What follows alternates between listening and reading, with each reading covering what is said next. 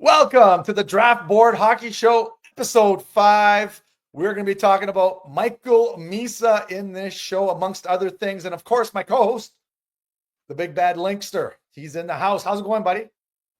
It's going absolutely fantastic. It's been 3 weeks here in Denmark, and I've already gone to my first SHL hockey game. Go Red Hawks. I think they're my new favorite SHL team. That was an electric environment. I will be making a post about that game and another game I'm going to, because I'm planning on going to Frölunda in this weekend. So definitely head on over to New Wave Hockey to check that out. But yeah, I'm so excited to be on today and talk about, honestly, I think my favorite prospect in this draft, honestly, because he's someone that I'm always like trying not to be too biased towards, because I really love everything in his game. Also, pardon my voice. I'm still recovering from screaming my lungs out in the standing section of the Malmo Red Hawks game, which they won 5-2 for anyone who's interested. So, yeah, you know what? Link sent me some video clips. Man, does that look like fun. So on my bucket list is to hit some SHL games, in Europe in general. Like I'd love to, Finland and Czech, all those places. You know what? Because they put on a fun time. Obviously, like I said, those clips that you sent me looked wild in that place. absolutely, it was a madhouse. They had one guy in the top of the student section just chanting in Swedish, and I'm just there pretending like I know what I'm talking about, being like, yes. Let's go. That's awesome. That's all. I'm glad you had a good time, my friend. It was a good time. No, you know what? Lots of hockey stuff to talk about this week. Check out that jersey. Those are like the. Oh yeah, check out these threads. They're fantastic. Unreal. Hey, got a new team, and I like the jersey in the back there too. I mean, how could you not? Let's be real. All right, let's go. Got a nice setup going there. Linker, I love it. We're building a collection. So yes. Yes. So this week, obviously, the well-anticipated Bob McKenzie midseason rankings. And when it comes to hockey rankings, we always wait for Bob McKenzie because he is the man when it comes to that. The Bob Father, Bobby Margarita. I mean, he's got all kinds of nicknames, but love his rankings. And that's what we're going to discuss first before we hit Misa, because I just want to touch upon that real quick. Any outstanding concerns that you had with Mr. McKenzie's midterm or midseason rankings? I gotta say, I'm a very big fan of Bobby Margs. The one thing that I kind of found a little bit odd, and again, this is me, somebody who has not seen a ton of his game in a minute, but I've kind of had an opinion of Anton Frondell as a guy who's left a top 10 spot. Frondell is number 5. He's just outside the top 4, and we all know the established top 4. Some other ones that I was a little bit more surprised on. He was a little bit low on Malcolm Spence.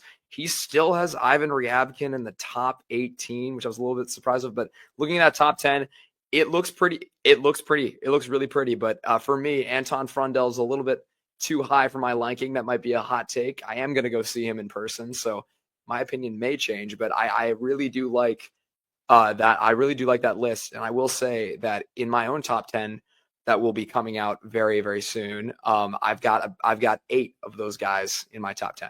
Well, here you go. You want to see? So he's got Schaefer, Higgins, Misa, Martone, Frondell, Desnoyers, McQueen, Eklund, O'Brien, and Smith.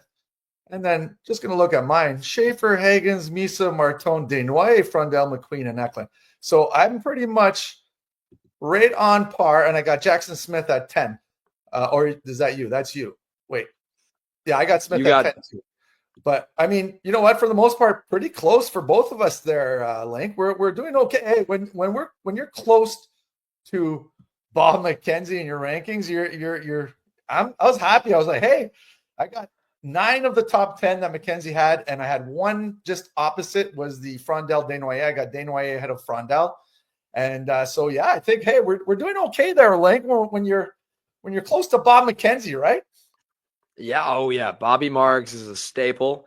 His list aged very well. Someone like Craig Button, I wouldn't say has aged as much. We've talked about that on a previous episode, but yeah, Bobby is a legend in the game. I think you watch any former draft for the past, like, at least 20 some years, he's at the forefront of every TSN coverage talking for the hockey news. He's a very respected, I would say draft analyst. Yeah, but he's very Yes, draft respected analyst. in that Yes, yes. sense. Now, Yeah, now that's his main focus is draft analyst. Like, pretty much. and yeah, you know what? It's like, so I get so excited when Bob McKenzie comes out with his rankings because you always want to kind of compare it and see what he's got, and because he's basing it off of NHL scouts and what they've indicated to him, which is pretty cool to have that access. But yeah, his top 10 are pretty sweet, and then let's move on to the next 10.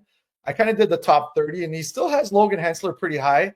Logan Hensler's dropped in a few of the rankings. Radim Merck at 12, Brady Martin 13. That's kind of high. I don't have Brady Martin that high. Lyndon Lakovich 14, Carter Bear 15, Malcolm Spence 16, Justin Carbonneau 17, Kashan Aitchison 18, Ivan Ryabkin, like you said, top 20. He's at 19, and then Cullen Potter rounds us off for the top 20 there. But yeah. I gotta say, I'm becoming more of a fan of Cullen Potter. When we update our lists very soon, you may see Cullen Potter a bit higher than usual. But Brady Martin, I don't think he's.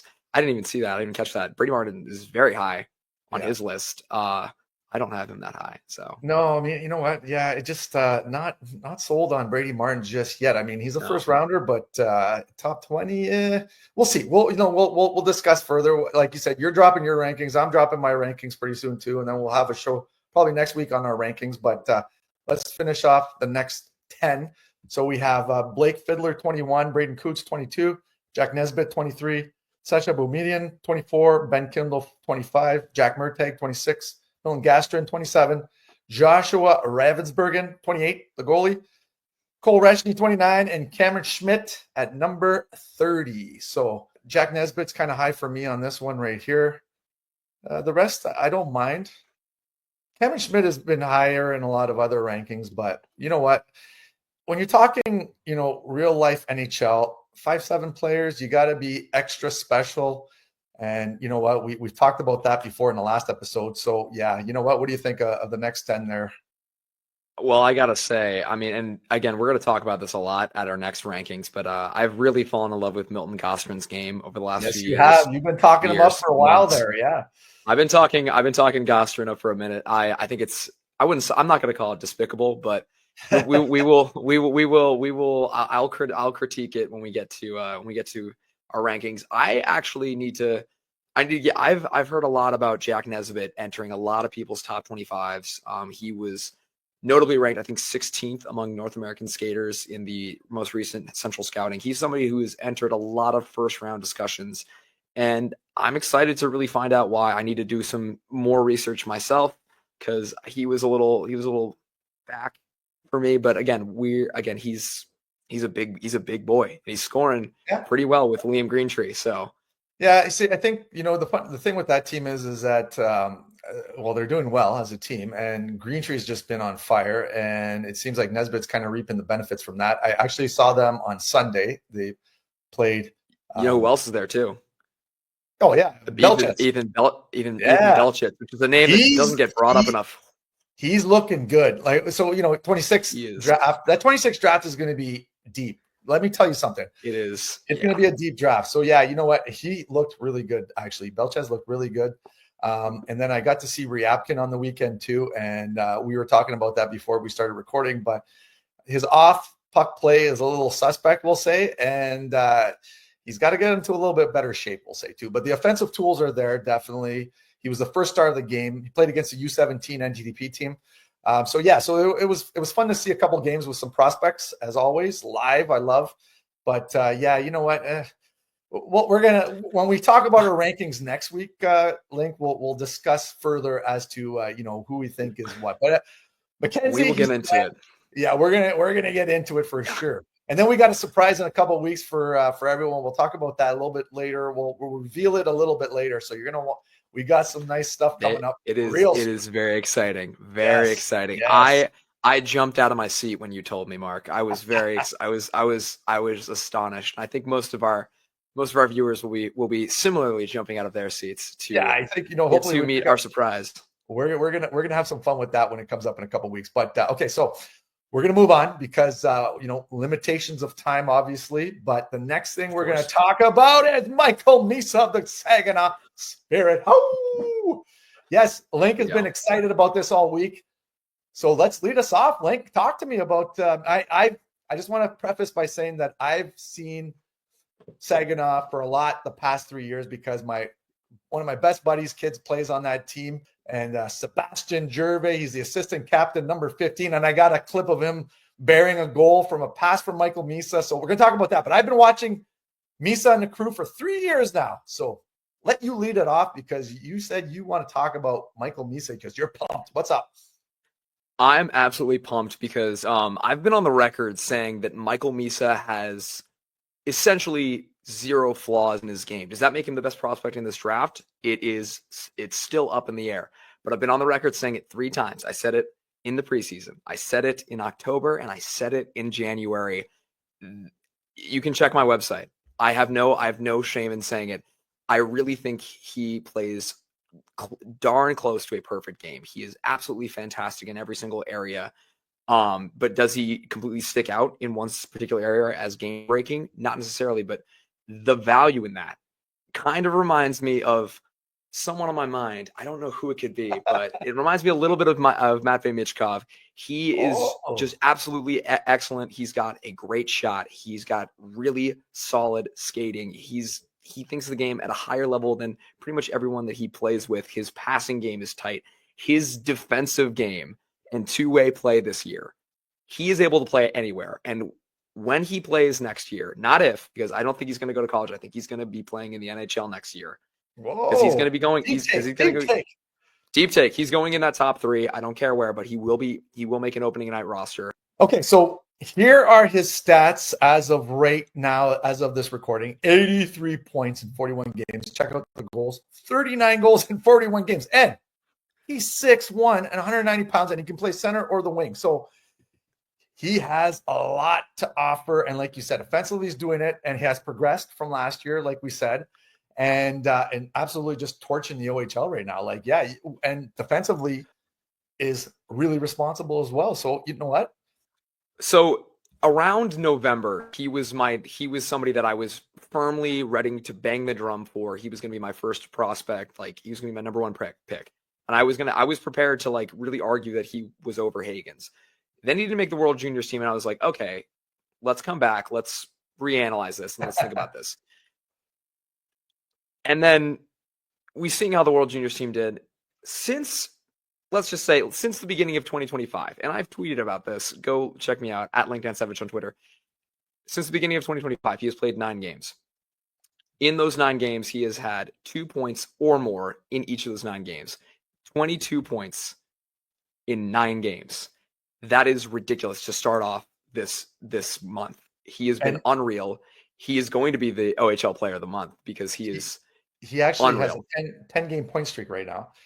Exactly, and he has been just on fire in January, like you said. Yeah, if he's not the player of the month in January, I'd be really surprised. But yeah, he has just been on fire. And you know what? Like you said, you mentioned before that it's all going to come down to the wire. I mean, James Hagens, Matthew Schaefer, and Michael Misa all have legitimate contention for that first overall pick. And I mean, the rankings. All right, so let's show some clips here. You got a couple of things all lined up. So Michael Misa here is just it's gonna show off how quickly he's able to just turn any passing play into a scoring chance. So he's in the middle of the ice here. He's going to cut to the middle. He recognizes that this puck is about to be braked out. He becomes an option right in the middle, and then he beats the 2 guys and just destroys them like in his path. Again, the offensive game is truly tight. The speed too is oh boy. Yeah. When he breaks out like that.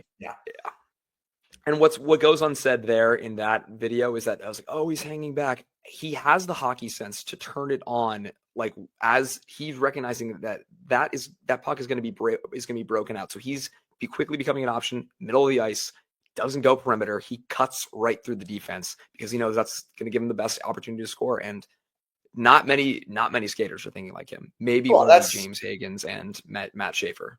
that's anticipation, right? Kind of seeing It's the unreal. play evolve and knowing where to be moving on. Yeah, he's definitely, hockey IQ wise, very smart, like I said, and he's got a maturity to his game now. Third year in the OHL, obviously, he was an exceptional status player. And every year he's improved his point totals, and every year he's improved the things, his weaknesses, I guess you could say. His two-way play is like unreal this year. And he was a big player on that team last year, the Saginaw team that won the Memorial Cup. Believe it or not, like it's not like he was just part of the team. He was actually important in that, Memorial Cup win. Absolutely. That's something I wanted to talk about, because a big criticism of him coming into this year, and a sentiment that I held, because I don't think he was not a top, I don't think unfortunately, he wasn't one of my top 3 or 4 guys. He played more of like a role player role in Saginaw last year. They were a loaded team. They went to the Memorial Cup and they beat a loaded London Knights team in the Memorial Cup. That took a lot of depth. It took a lot of humility from him to take a backseat, to play in that second and third line and kind of just play a support role and play more of a two-way game. And it has benefited exponentially, because this year he is showing just how dominant he can be as a force. And we're talking about him very strongly. I'm like, he's just so exciting. I really get really excited when we talk about him. I love it. Hey, it's good to have passion for prospects. So we were talking about that, like Axel Sandin Pellikka. He was one that I was beating a drum for during his draft year a lot. And I said, oh my God, when he was dropping, I'm like, whoever picks up this kid is going to just love him. And it's showing. But no, let's do another clip here, because I know you have a bunch loaded up here. So I'm going to play this one right here for you, Linc. Here we go.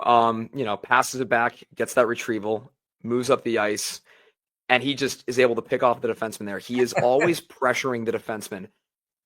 When he's moving, the puck just seems, for some reason, and again, this doesn't just happen by accident. These things happen for a reason. You can call it luck and stuff like that, he just passed it to his feet. You will see in most every game that he plays, for some reason, whenever he moves up the ice, the puck goes with him, and the anticipation is really there. The smarts are really there. As you saw, he starts that play and then he goes, because he knows he needs to be that option to be passed to in that transition. He thinks transitions 3 steps ahead. That's something that I really credited a guy like Zeev Buium, even though he's a defenseman, for last year. If you can think the game in neutral ice that quickly and that methodical, you're going to have success in the NHL, because it's all about what you can do in the middle of the ice, because you can see it. It's all right through the middle. There's no perimeter in his game. It's fantastic. Right. Next clip here. Talk to me about this one. This is his shorthanded prowess that I absolutely love. So the Flint's on a power play here. They're gonna, regroup the puck here in their zone. Misa's the only one to go all the way down there, pick it off from the goalie, and score.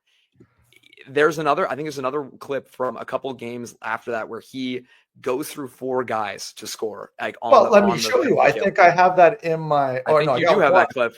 I have this one right here. Watch this. So he's along the boards here, fights the battles, and then look at this.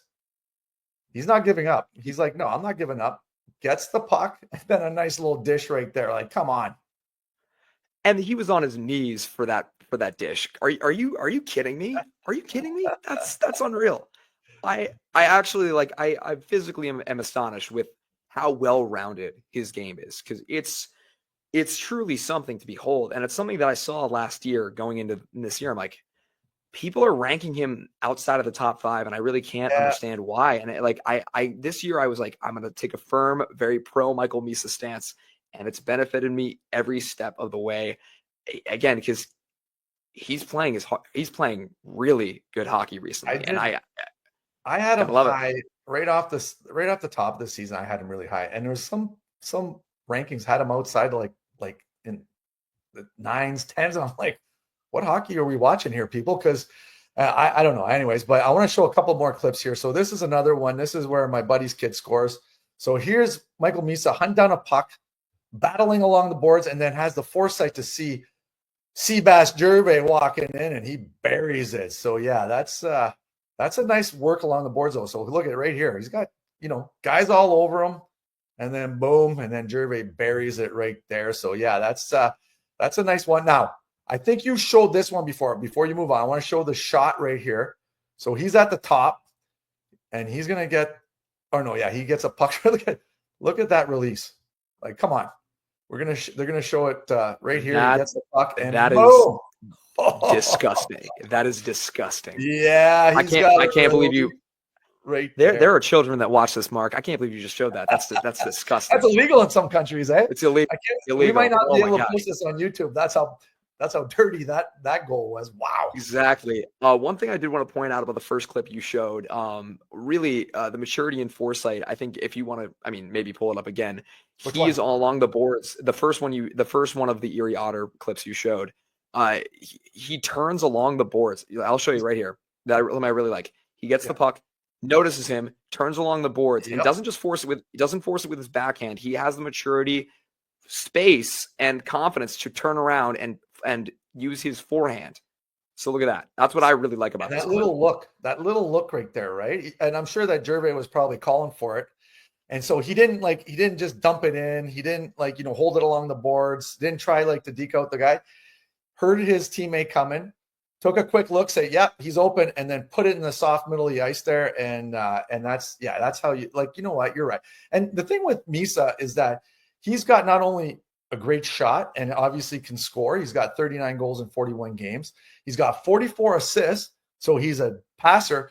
And the stick handling, you got to see too. So here, I think this one might be a stick handling one. Yeah, watch this. Oh, I know this one. Yeah. Actually, look at that. Like he retrieves that puck on the backhand and is able to corral it and then put it on the forehand and bury it upstairs. So he takes the body right there. Watch this. Takes it and then boom. So he's got the three tools that you look for in an offensive threat. He can shoot, he can pass, and he can deke. The kid is, and then like we said, skating's great, good work ethic, defensively responsible. What more do you want in a prospect, Linc? And you've said this before. You said that he kind of checks off all the boxes for what you want in a prospect, especially a high-ranked prospect. Exactly. I think he's really akin to when baseball scouts call a prospect a five-tool prospect. He's got it all. He really has everything that you could want. And I'm again, I can't believe I'm going to say this, but I'm actually going to say this. I think of all of the terrible, no good, awful snubs off of the Canada's World Junior roster, I think he is the most egregious because of how much he can give a team up and down the lineup. Anywhere. Exactly. I'm confident that you could have put Michael Misa on any line on Canada's World Junior team, and he would have thrived. And that's something at the end of the day was a fatal mistake for Canada, and they may not get another chance to put him on a World Juniors team if he's playing in the NHL next year. Yes. Yeah, you know what? And the funny thing is that we've had this conversation before, and I said Michael Misa is the type of player. He can play top six, middle six, bottom six, and be effective in all those parts, right? Because you can take a skilled guy and turn him into a role player, but you can't take a role player and turn him into a skill guy. And Misa, like you said, checks off all the boxes. If you put him on the third or fourth line, he'll do what you have to do there. And there's a potential for some offense. And then say, they don't want him on the top six or someone's not playing well in the top six. You move Michael Misa up there and he fits in like a glove. So it was baffling, some of the snubs, especially Michael Misa. And at the time of that, the first camp invitations, he was leading the OHL in points. So I'm like, why did he not get an invite? And you're trying to tell me that he's not as responsible defensively as Porter Martone? Like, come on, that was a big mistake. I mean, would it have helped them win, or move on in the round in the playoffs? We don't know, but still questionable. I think absolutely so. But again, like I've said before, again, with the role playing thing, something that I've heard from a couple of people that I write with over at Recruit Scouting is that all they hear in terms of locker room, in terms of from coaches, in terms of from scouting, a tremendous maturity from this guy. Very coachable, is a very good listener, is a very coachable individual, a lot of humility. Last year, again, everybody knows that Michael Misa is an exceptional level status prospect. Again, his age 15 year, he was fantastic. Last year, he was asked to take a step back, and he did it, and he played a role.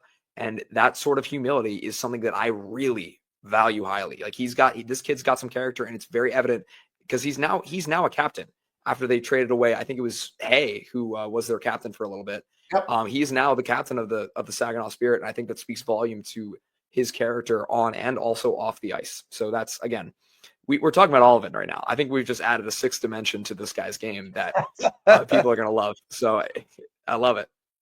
So yeah, you know what? We'll end that because we're going to talk about our rankings next week, I think, right? Yes. Yeah, we're going to talk about our rankings next week. Yeah. So I want to finish off. We're going to finish off this episode by doing our questions. I can't wait. So this one right here was unreal. Yeah. So one of our followers, they put, from San Jose's point of view at this time, pretty damn good odds they'll end up with a top 4 pick in the 2025 draft. And so here is Schaefer, number 1, obviously based on the talent, especially need, as their talent on defense right now is mediocre. Misa, it's between him and Hagens personally, but I choose Misa between the two because he's a lot more dynamic as a goal scorer, and his size and defense are also big reasons why I think he'll be better of the two. Wow. So this, what is that? HC 1883 is on board with what we're talking about. Hagens might have one of, if not the highest floors of this draft in terms of top 4 or 5 prospects. Would likely be a second line center for the next decade behind Celebrini. And then 5, Martone. Sharks really don't have a player with this kind of skill set as that big power forward who can play around and score near the net. So yeah, you know what? This is a great question, by the way. Thank you for sharing that. But that is exactly kind of how I would rank your 4 options if the Sharks are picking first or second. It's probably going to be first or second or third because they're not.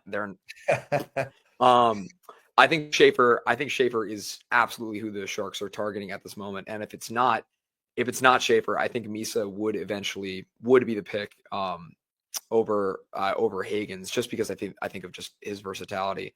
But yeah, I think I've contended that Schaefer would absolutely 100% put it in the bank, would go number 1 overall if the Sharks are picking first. You know, I totally agree with that. We've talked about that before. And actually, there's a question on one of these about that. All right. So our next question actually kind of covers some of this. It says, great job as always. So hope that San Jose gets some consolation for another year of poop. What is Schaefer's route to the NHL? Does his injury slow his development? And if he's not playing in the NHL next season, does he have to go back to the OHL? So yeah, you know what? San Jose, like you said, I think more than likely they're going to take Schaefer first overall if they get that pick. You know, it'd be crazy not to. Now, broken clavicle is not a big deal. Actually, McDavid had it in his first year in the NHL, and obviously what he's doing is amazing. So not worried about that. And at the prospects game there, the OHL prospects game, he was like moving it really well. Like he wasn't favoring it when he was on the bench there as one of the assistant coaches. So yeah, I think his progression's going well, and I think that he's going to probably be back sooner than later.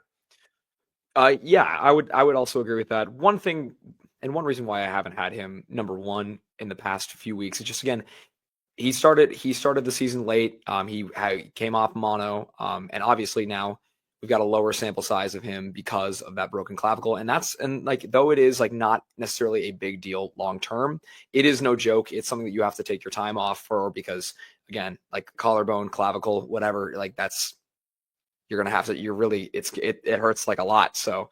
But in terms of like how it would hurt his development, I don't think it would hurt his development. I think what you have to be concerned with is the sample size that you're getting, and hopefully that he comes back just as sharp as he was going into the break. And I have confidence that he will, and that's something that I'm really a big fan of him. And I hated, oh my gosh, I despised how he was gone after not even going into like one half of the first period of the second game. In the World Juniors. 2 minutes in, actually. It was like really early in the second game. And yeah, it was unfortunate. I wanted to see him play against the USA so bad. But yeah, I think that I still have him as, you know, my top ranked prospect. Well, we'll see, because I'm doing my rankings soon too, and we'll talk about that. But let's go to the next question here. We have the Backwoods Hermit. Martone reminds me so much of Brendan Shannon. I think it's possible that Hagens and Misa become more of that driving force on the NHL line at the NHL level. but Martone seems like that player good teams are always looking to add to push them over the top to win a cup. As a Hawks fan, I'm taking him at this point. So, well, yeah, what do you think about the take on Martone there? And I'm gonna say this first out. This is coming from a Porter Martone fan. Again, go Flyers. Want him to totally be a Flyer. That would be fantastic. But in terms of like thinking of him as a two-way forward, I've kind of come back on that a little bit. He is a Moose, and he has the potential to be a Moose. But is he playing like a Moose? That's the thing. He has not really shown a ton of comfortability in his physical game. And I compared him to Corey Perry first and foremost when we started the season. And he has not been showing me Corey Perry. He's been showing me a big guy who doesn't really have his skating down, doesn't really have that physical game down. But he will, like, I think he's growing into that. He's progressing a little bit, but again, he's taking more growing pains. That's the reason why he's pretty much on every single person's list in the top 4, and he's not 1, 2, or 3. So I would take that into consideration. I think the Hawks will definitely be looking at him because of what their center depth will look like. But if I was a Hawks fan, I'm a little bit more intrigued by what James Higgins can do for Bedard rather than Porter Martone for Bedard. Yeah, I agree with all that. And like I said, I've had more Martone at 4 for the longest time as well. My top 4 haven't really changed, to be honest with you. Not really. I've had Schaefer or Higgins first. Like at the beginning of the season, I had Higgins, and I had Schaefer since November or December. I've had Schaefer at number 1. I pretty much had Schaefer, Higgins, Misa, Martone the last 2+ months. So I agree with all of that. So let's see, moving on here to some more questions. We got Frozen Milk. Do you think any of these top 4 players make the jump to NHL next season? If not, who else is NHL ready? If the Sharks don't land number 1 pick, who's the best choice for them between Misa, Higgins, Martone? For me, Higgins seems too similar to Will Smith. And then Skylar Anderson says, which team do you think Misa would fit in the best? So we have a few questions asked there. So let's do the first one. Top 4, anyone jumping into the NHL right away? Well, I can't believe I'm about to say this because Higgins currently is my number 1. I'm going to probably have to go back on that. And because I'm planning on dropping a top 64 on Monday, and that's in for February, and I think that's going to be very revealing. I have a lot of time to kind of recycle some of my picks, but as of right now, from what I've seen, the 2 players that I feel like can jump into the NHL next year are Matthew Schaefer and Michael Misa.